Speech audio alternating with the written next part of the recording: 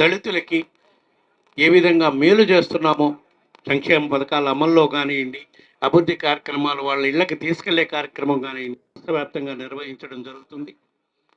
ఈ నెలలో అంటే మూడో విడతగా ఉత్తరాంధ్ర జిల్లాలో మొట్టమొదటగా ఈరోజు విశాఖ ఉత్తర నియోజకవర్గంలో మా నియోజకవర్గ ఇన్ఛార్జ్ కేకే రాజు ఆధ్వర్యంలో ఈరోజు సాధికారిక బస్సు యాత్ర నిర్వహించడం జరుగుతుంది.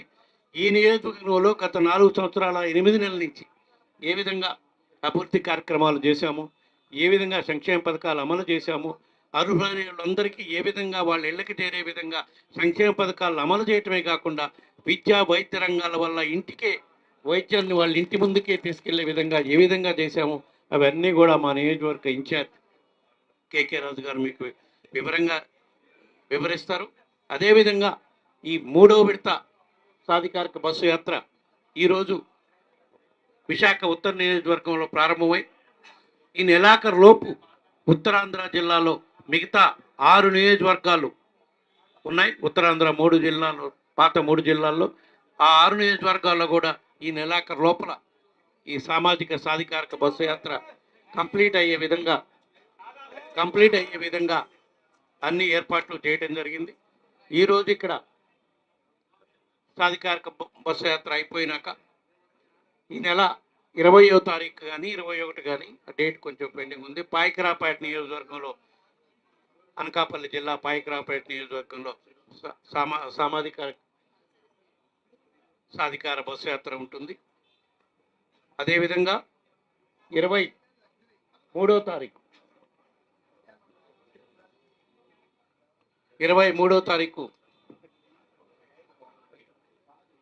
శ్రీకాకుళం నియోజకవర్గం,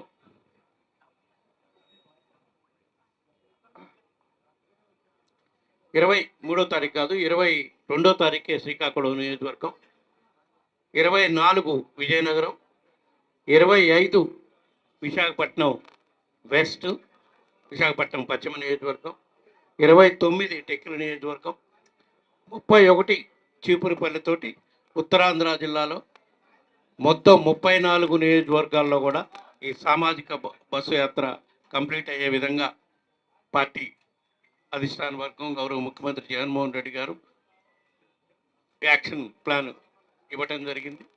తప్పకుండా ఏ విధంగా ఇప్పటి వరకు అయితే గత 2.5 నెలల నుంచి ఈ సాధికారిక ఉత్తరాంధ్ర జిల్లాలో విజయవంతం చేశారు.